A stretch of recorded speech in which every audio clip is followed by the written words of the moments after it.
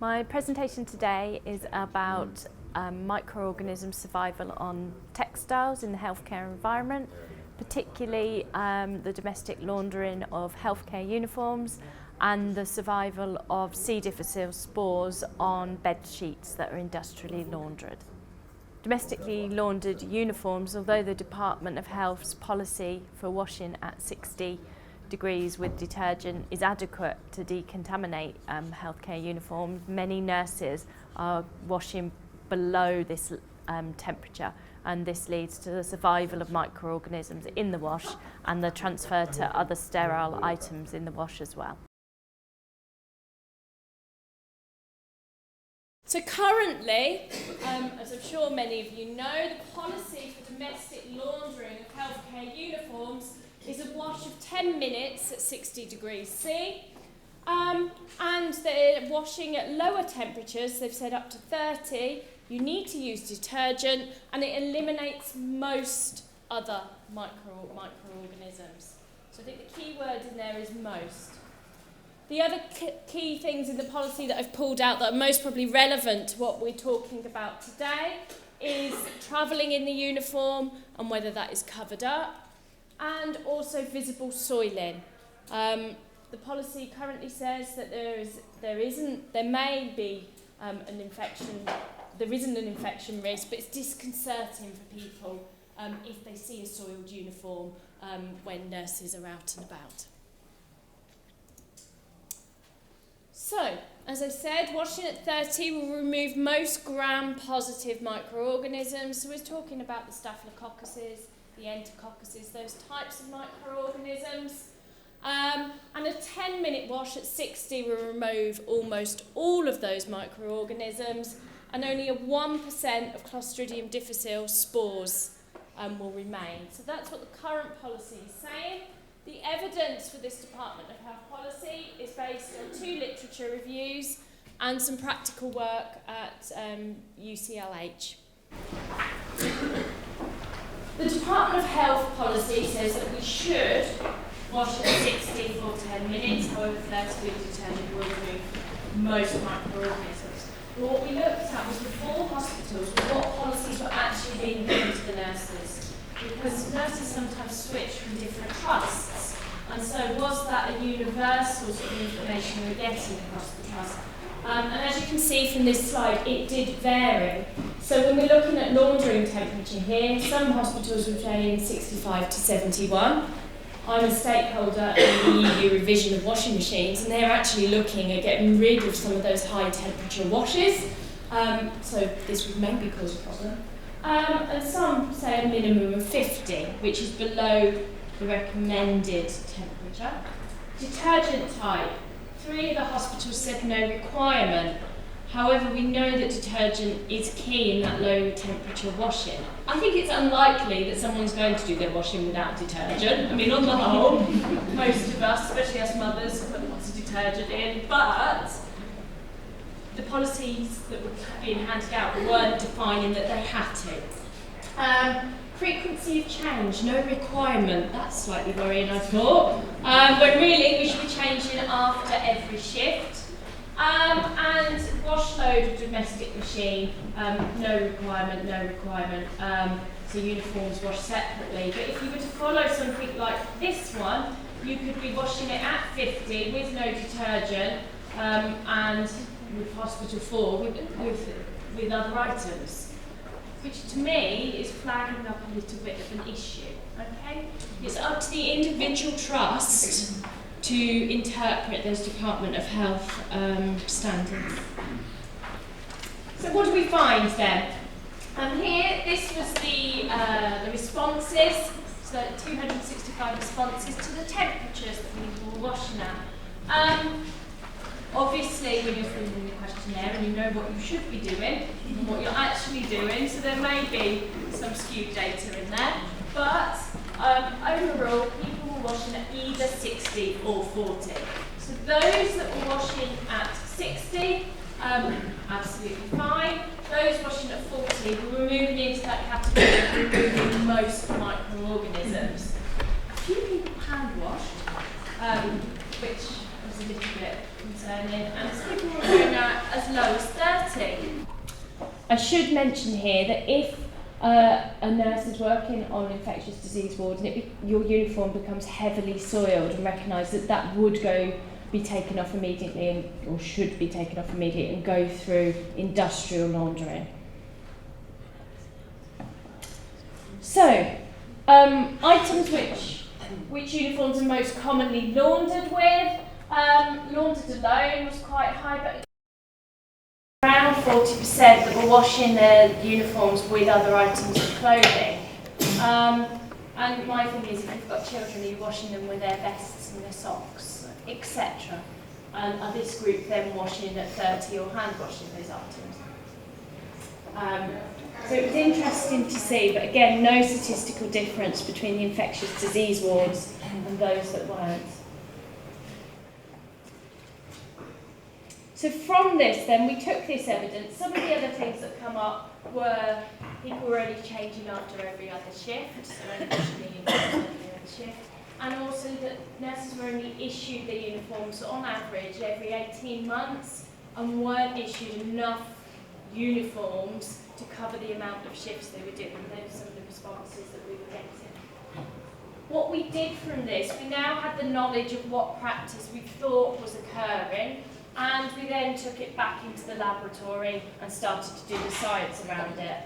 So my first question is the fibre choice in the uniform correct for the survival of microorganisms? And how long can microorganisms live? I'm sure some of you are aware, my background used to be an assistant fabric technologist for Aquascutum, so I have quite a strong knowledge of care labels, the mechanical wear of textiles, etc. as well. Some of them, uniforms, have care labels of wash at 50 or 40, when actually we're saying they should be washed at 60. So this is another hurdle that nurses are coming up against.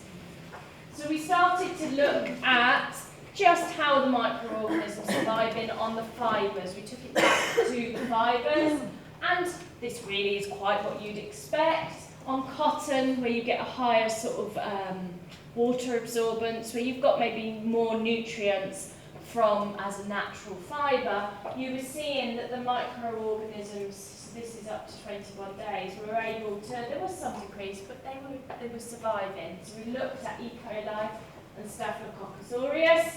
However, when placed on a polyester fibre, after sort of 150 hours, we were starting to see quite a significant decrease in the E. coli. Staphylococcus was a little bit slower, but by the nature of the two different microorganisms, you'd expect to see that because Staphylococcus is able to survive on inanimate objects for up to 21 days anyway, roughly.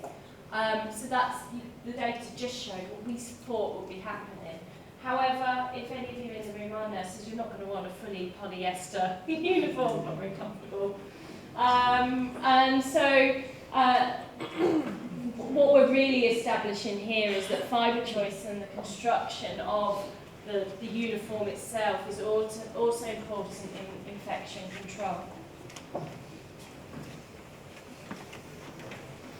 We then took swatches of the standard polycotton textile that you mainly see in nurses' uniforms, and we contaminated those with either E. coli or Staphylococcus. I would say here we chose a very high load, a higher load than maybe you would just pick up on the ward, but what we were doing was challenging policy and seeing how far it would work. So we looked at E. coli and Staphylococcus aureus again, mainly because one's a gram positive, one's a gram negative.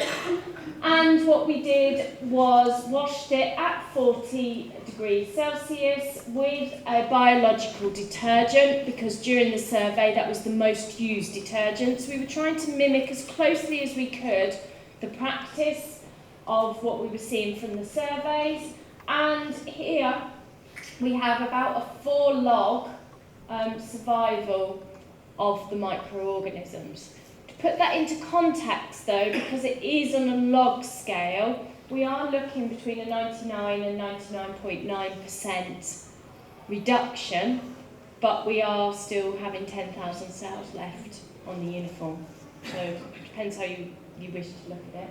But what we also did was put sterile fabric into the wash, because what we were really determining was if you're washing it with other items, what's the impact on that? Again, I must stress it was very, very high load. And what we found was around 3.5 logs were transferred onto the sterile textiles. So you're looking around 1,000 cells. So the infectious dose of E. coli varies significantly, but if we look at something like E. coli, the gram-negatives, standard textbook would say around 100 cells. So we are, you would expect with the detergent in there, because it's got a surfactant, that it would lift the microorganisms, which it is doing, but it appears to be depositing back onto some of the other textiles. Something else I would say about laundering, in food microbiology we use something called hurdle technology, whereas where we do a series of different things that remove, destroy the cells, so you're not targeting it just through one system, so like temperature, etc.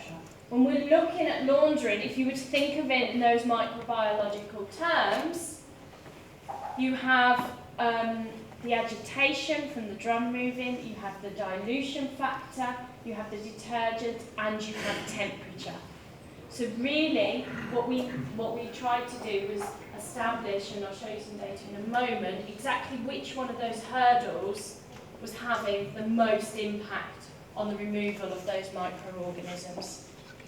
I would say here as well, I missed that, we did the polycotton, but we also did 100% polyester, because we knew that's where the cells weren't surviving as a sort of a control in there. When we washed at 60, as the policy states, we had all the bacteria was removed and there was no cross-contamination. So that policy is right. It's once we start getting into the lower temperatures and the issues surrounding that, so machines not necessarily having the higher temperatures, the fact that the user is using it at home, etc. What we did then was we took out the effect of the agitation and the dilution factor and just concentrated on temperature and detergent, because it's important to be able to try and pinpoint what exactly is important within this wash. We did it at 71, which is the industrial launderers, 60 and then 40, and we did it for 15 minutes, so just above what the policy states. And we did it with biological, non-biological, Halo, which is a low temperature antimicrobial detergent. And then we did it with a standard EEC, so the detergent that you would use when you're doing textile testing. So it's a very good sort of standard strong detergent. And then we looked at reductions. The standard EEC always comes out the best, which you would expect. And we looked at how much we were removing. So this is just the combination of temperature and detergent without that sort of dilution factor.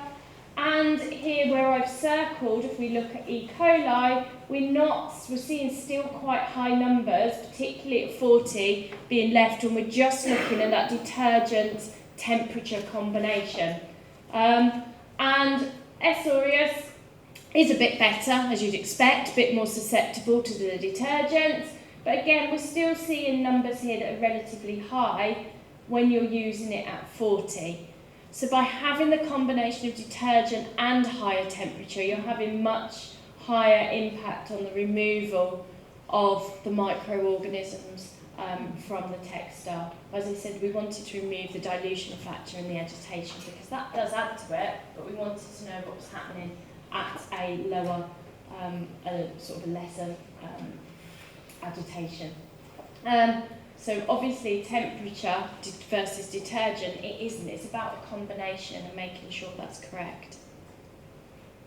We then looked at C. difficile spores, because as we know, they're terribly hard to get rid of. And what we did here was we wanted to see exactly what the effect of temperature and detergent was on them. Again, just in a static investigation. I've got a PhD that's doing an awful lot of work on C. difficile and laundering, and she should complete soon, so hopefully there'll be a few more papers, but I'm just sharing some of the initial data that we got. We originally, C. difficile, particularly hard to culture, particularly hard in the laboratory to get high numbers of counts. So we were able to produce 3 logs quite easily at this point here. And what we did was looked at it at just what we called room temperature, so 25, and then we chose a 71, which is industrial laundering. So we wanted to start at those high temperatures and see what was happening. Basically, not a lot. Okay?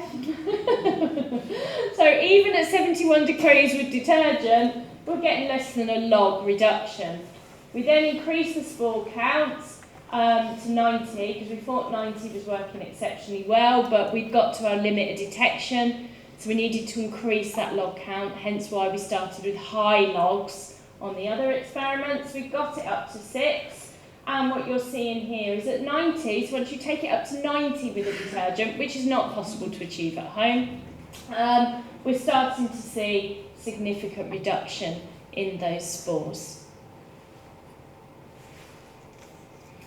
So the effect of then low temperature laundering, so at 25 the detergent failed to exhibit any sporicidal effect.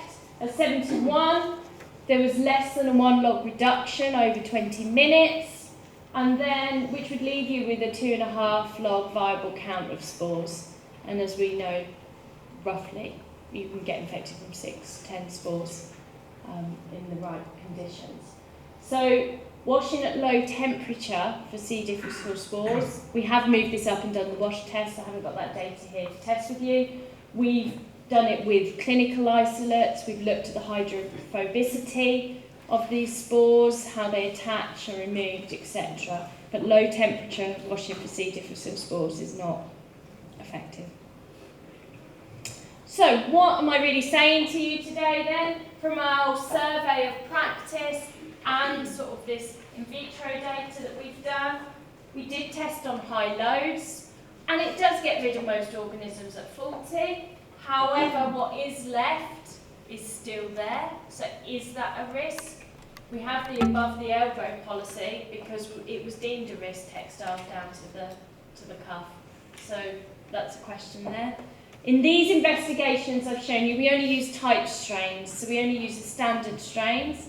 But we have done some work on clinical isolates that have come out of hospitals, and we're seeing similar results because we're not really looking at the modes of action of the microorganism here, we're looking at removal. So unless their attachment is significantly different, we are seeing very similar results.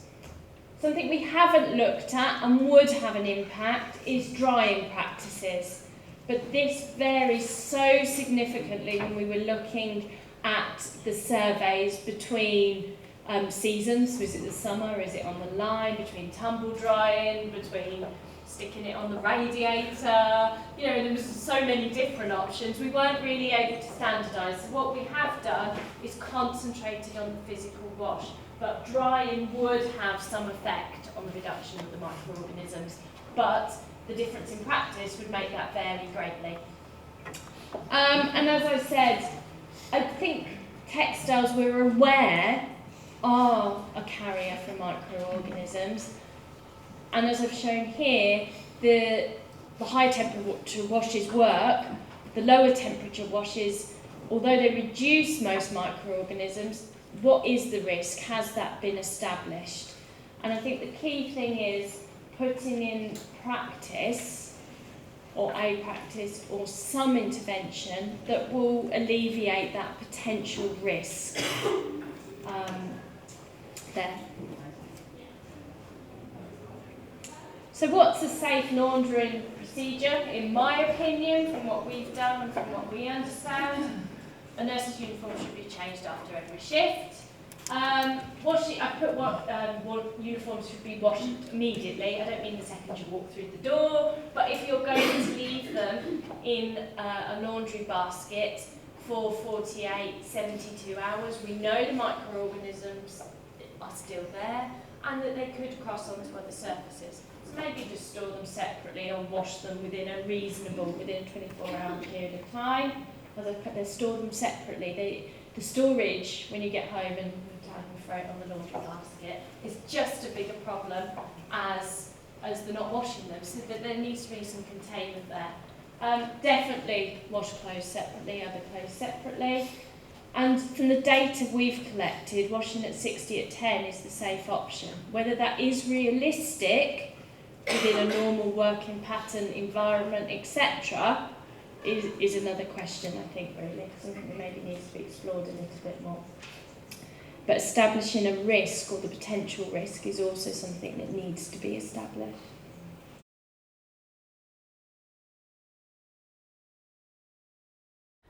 I must say here that we followed protocol as much as we could. It went into an infected waste bag and an alginated infectious wash bag. It stayed in the sluice room for X amount of hours, which we'd monitored to see what the average time was. It then got stored outside for 24 hours because this was how long it was taking for the laundress to collect them. So in the whole process, we mimicked as near as we could to exactly what was occurring in real life.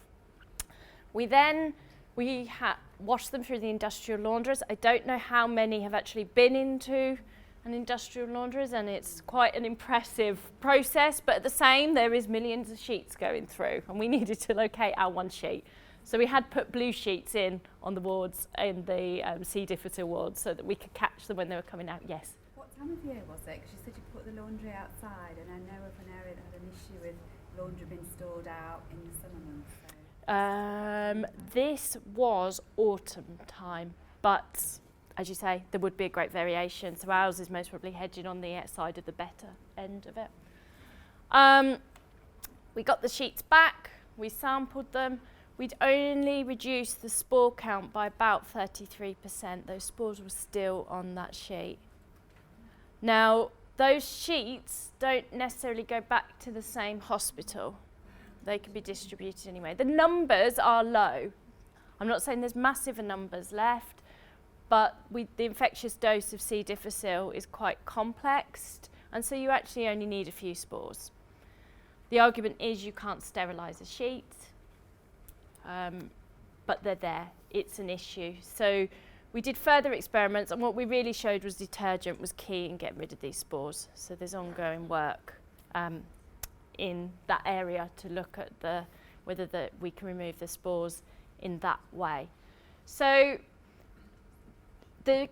a lot of the feedback I get is, well, there's no link between a textile and someone being specifically infected. There isn't a study out that shows that, but there has been a paper recently published that shows that babies colonised with Klebsiella was also on the baby clothes that then went back to the washing machine. So they have traced from washing machine on a neonatal ward to the baby clothes to the babies colonising the skin. I mean, fortunately, they weren't ill from it. It was just colonisation on the skin. So there is beginning to come out much more links from the washing machine to the textile to potential infection.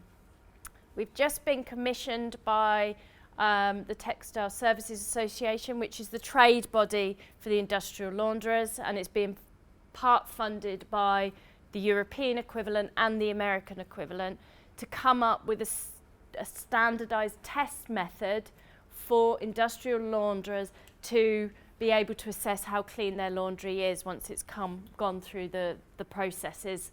We're also completely pulling apart all the test methods that are currently in place to actually see how effective they are. So I would say watch this space. Hopefully in a year, 18 months time, we should be closer to a standardised procedure, hopefully relatively globally, in order to check that laundry that is coming out of the industrial launderers is microbiologically clean. Because at the moment what they do is they test the parameters within the wash. So if they're meeting 71 degrees for 3 minutes, then they're presuming that their textile at the end is clean. Some of the bigger industrial laundries do swatch testing, etc., at periodic times through the process as well. So what I would say is textiles definitely are able to carry microorganisms. We're very aware of this, and it's really about the processes in which we decontaminate them. Are they adequate? So is it adequate to take a nurse's uniform home and wash it? And in terms of spores, have industry as a whole got it right, and are they standardising their test methods to ensure that that laundry has met that quality control for coming back into the healthcare environment. So that is where we're at coming from that. And that really leads on a little bit to what Stephen's got to say about his product. I don't know if you want to do questions all at the end, or do you want to do... I can say one thing, is like when you say about nurses' uniforms and washing them at home, I see them filling up petrol stations. Oh, in Asda, or, you know, yeah. Even shopping a bit, or before or after the shifts. Yeah. So they're picking things up. And what I've come against is, well, there isn't a definite proof that textiles are able to contaminate further into the environment, into the patient. So, I mean, that is... And also the load that you would get onto the uniform from working in that hospital environment, if aprons are used, etc., etc. It's quite complex. And also when the washing comes back, sometimes get sheets, and things are still on the sheets or left there by previous patients. They're a little bit harder than they were before, though. Yeah, they've been through the been through the process. Oh, yeah, so, go on, yeah. So the other issue just to flag is that where laundry services are in-house and there's a pressure to cut costs and maintenance, that actually you also need to be considering whether they're putting in the right amount of detergent and whether they're actually reducing down not only the temperature of the water but the amount of water as well. Yep. Because I know of an area where that became an issue that was only found out when actually infections rose in that trust, and when they looked it was because the laundry services were not being managed as they should have been. So, and then by doing sort of bacterial testing, they found a lot of spores on their laundry, on their sheets and things that they really struggled to reduce the load down on. So it's just one of those things that people don't really think about, but actually somebody just made that decision without going through microbiology, just to reduce down detergent use and temperature and water volume. Yeah, because there's a few things. There's agitation, water, rinse volume is more to do with the rinse stage. Yeah. Guidance, so that's absolutely. Within an industrial setting, that's very highly monitored. I don't know so much about in-house laundries. Yeah. We've done work with ozone as well, looking at the potential for ozone to be used. Yeah. Okay. Just a few years ago, I read that Thames Valley University had done a study on laundry, and what they said was it wasn't so much the temperature of the wash but the duration of the cycle, so agitation, and also that if you put those little spiky balls in the wash, that the pummeling that the clothes received in the drum actually knocked the bacteria and spores off, ergo was as efficient as it depends. detergent. Yeah, I don't know about that specifically, but it depends how well they're attached as well, because when we did the C. difficile work, we looked at whether if you washed it immediately, how well removal of the process would work compared to if it had been sat there for 48 hours, and there was a significant difference because of how they'd attached to the textile. It's something we're looking into more at the moment, but what you're mentioning there is a removal against a kill. So if they're just removing by pummeling, it's still live within that wash. Okay. Whereas if you're using something like a detergent at a high temperature, you're killing what's in that wash. So that's quite a significant difference in the processes there. Yeah. So can I just say, just with the independent care sector, because they have infection control training, but it's not something that's monitored. So I think they're a real area that we need to make sure that we're educating about them washing their uniforms, because it's something that they might not be told. So if we do go into care homes or come into contact with to do with care staff, just trying to educate them as well. Yeah. Okay. Can we access your findings as paper? Yeah. If you go, if you want them open access as Word documents, if you go onto De Montfort University's DORA repository and put my name in, the papers will come up. Yeah. Can I just ask you, there's a lot of staff on the wards that are hands-on with patients but still coming to the patient's space. Mhm. Is that still It's one of those things, how much contamination is there on the surfaces in the area that you're working, and how would that transfer onto the textile? It's still not an area that is massively known, that transfer to textile from environment, but it's an interesting question, yeah.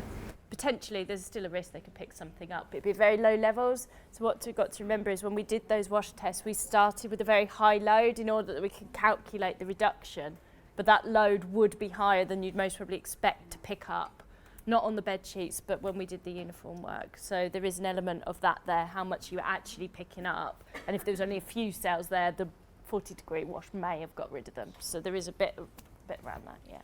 Sorry, I just wanted to ask, so obviously we work for Mattress, but we also advise that the staff put their uniforms through a tumble dryer, or if they can't tumble dry it, then an iron would kill any remaining microorganisms left on after a 60-degree wash. Did you do your testing after a tumble dry, or did you do it? We air dried. You air dried. Tumble dry ironing would have an impact. Yeah. However, if they had a C. difficile spore on there, the industrial, which wouldn't go through the industrial launderers have a calendar, which is basically something that goes like that. It's got very high pressure and it goes up to 160 degrees for 20 seconds and the spores survive that. Should they? Yeah. So I don't think a tumble dryer and an iron is going to get rid of it, but it depends on what it is, whether it's a spore, whether it's a vegetative cell. Because I work in a mental health trust and they have on-site laundries that we use commercial equipment, not industrial commercial equipment, for them to wash their own clothing due to the fact that they could be in there for quite long periods of time. So we would always say to staff to wash it on the highest temperature that you can. I think we have had a few problems where things have shrunk and things like that, but it's just wondering whether that tumble drying would affect that as well. Yeah, it would a little bit. So I'm not scaremongering, I'm just saying it's something we need to be aware of, that textiles do have a potential to carry microorganisms, and we do need to think about how we're decontaminating those. Okay, thank you. Okay, so soft surface filtration. Leading on a little bit from what Katie was saying, we move on from a laundering point of view to kind of eliminate laundering to an extent, because Sleep Angel's all about soft surface filtration. Everyone kind of sees me as the pillow guy a lot of the time, and my mates still call me the pillow guy, and we're way more than pillows. And over the last couple of years, we've been around since 2012. The technology was invented in 2012. A couple of false starts, to be honest with you, because I think industry looked at us and thought, soft surface filters on a pillow. But we went through various different studies, some from St Bart's in London, Royal Liverpool, a couple in Finland, and started to get some customers, which always helps when you get some buy-in to the product and those early adopters. And as I stand here just now in 2020, we're certainly firmly established as a technology, scientifically proven and with a worldwide patent. And customers all over the world. Now, when I talk about soft surface filtration, every soft surface, generally speaking up until now, has been a sewn cover. It's been a sewn seam, like our pillows we have at, Dunelm or Costco pillows, whatever you've got at home right now. It's generally a sewn outer. We can have vents, we can have zips. There's some non-barrier covers out there as well. All of these pillows or surfaces have to breathe. Air's got to exchange in some way, or you end up with a balloon. And when that air exchange takes place, as soon as you move, you're drawing something into the pillow. And invariably in the hospital environment, that could be anything. It could be anything from MRSA, C. diff, CPE, and we've found it all in pillows within the hospitals, in the NHS, long-term care. And I've got lots of scary stories. I've had another 2 days to talk to you about hotels and various other things too. It's been a forgotten area for a long time. It's just an area that we all take for granted, even in the hospital. The mattress is decontaminated. There's always been a protocol for dealing with the mattress and opening it up. In the States, they do the sniff test, just to sniff the mattress. It's part of the protocol.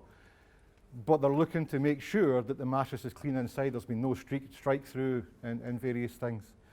The pillow was always pillowcase, nice new pillowcase, swapped over.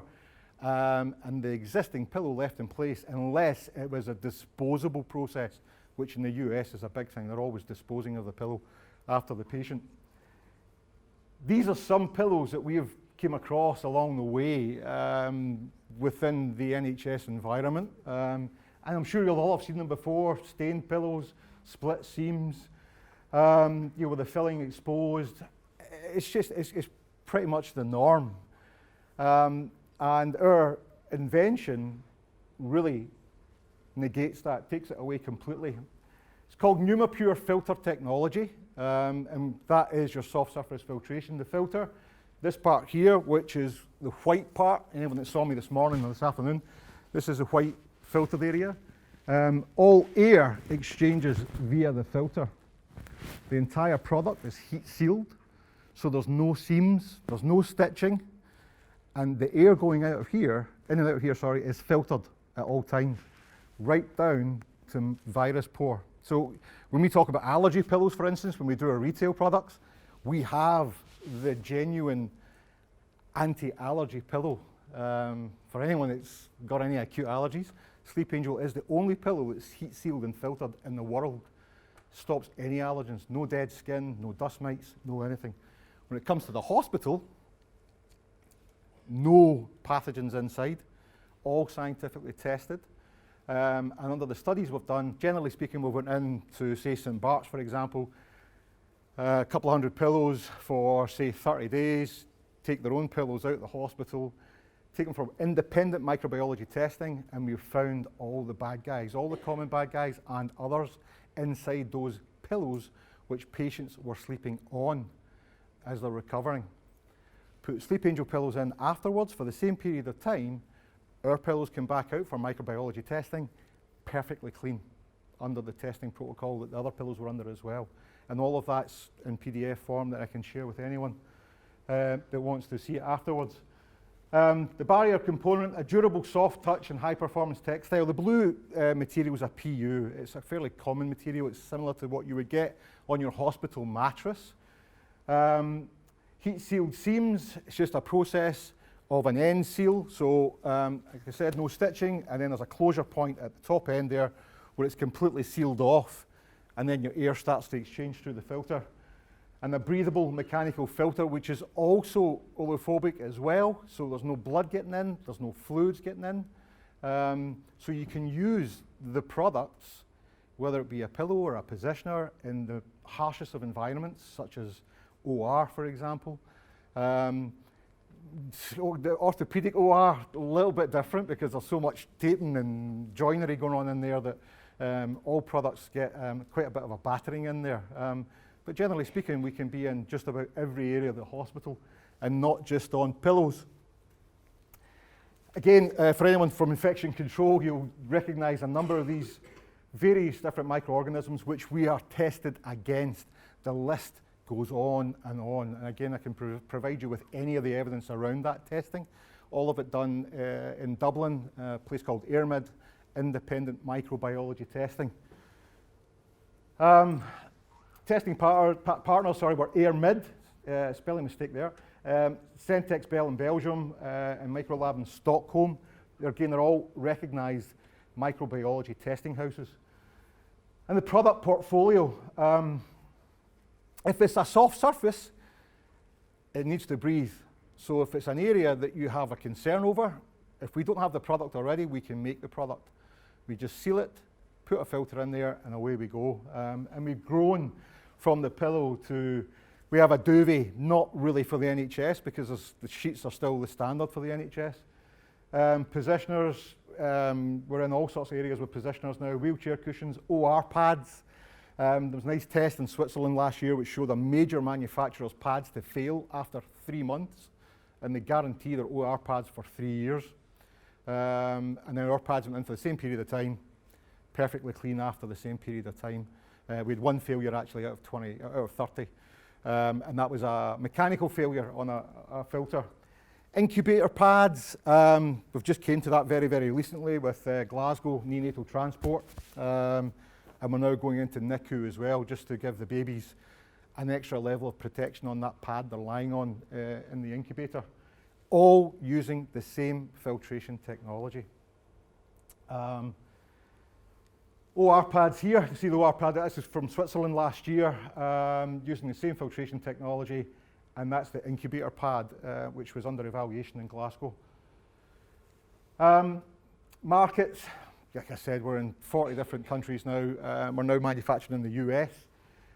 US is really difficult in that disposable pillows are standard, which from an infection prevention point of view makes a lot of sense because there's no avoidance, well, there's no doubt there that pillow goes after each patient. But from a sustainability point of view, it's ridiculous.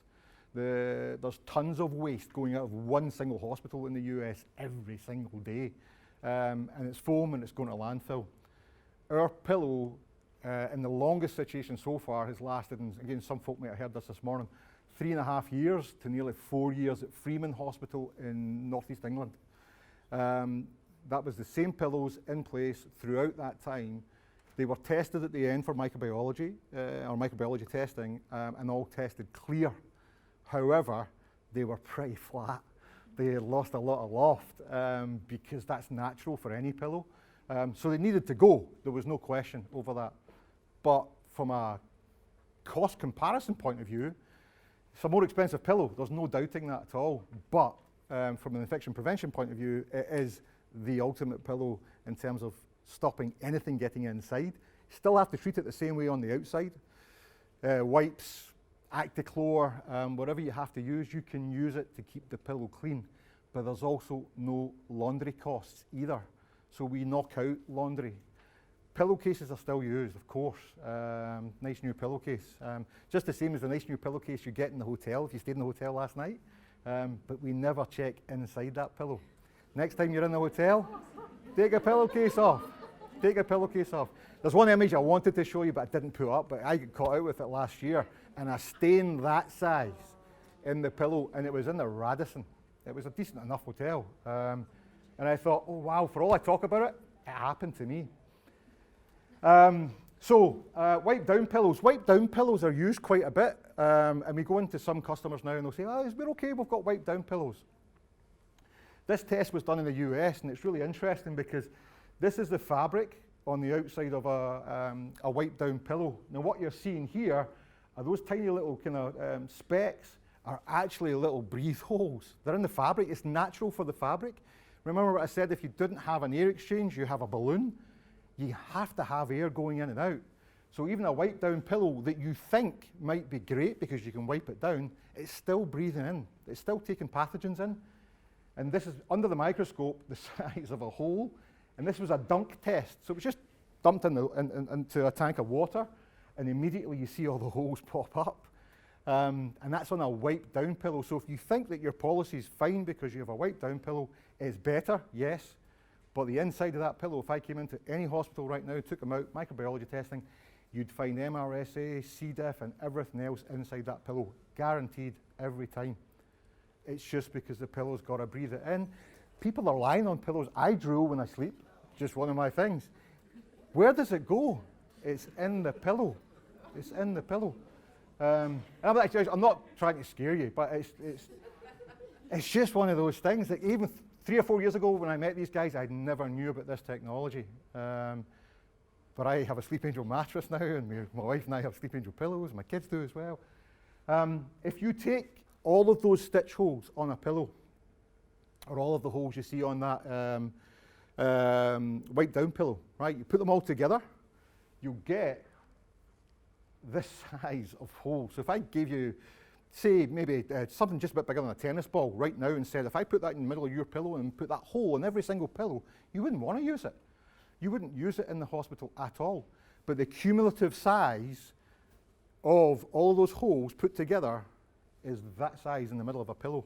That's what the pillow's drawing in all the time. And that's where we get the problem. That's kind of why we exist. Research-wise, St. Bart's, Royal Liverpool, Turku, Rheinfelden as well, which was OR pads. Gates Vascular in Buffalo and Northwell, currently a study it's going through right now, 4,000 pillows, one hospital, took all of the pillows out and they have 4,000 spry pure pillows as are known in the US. Because some lucky guy's sitting with the name Sleep Angel in Texas and he's not wanting to give it up for any less than 200,000.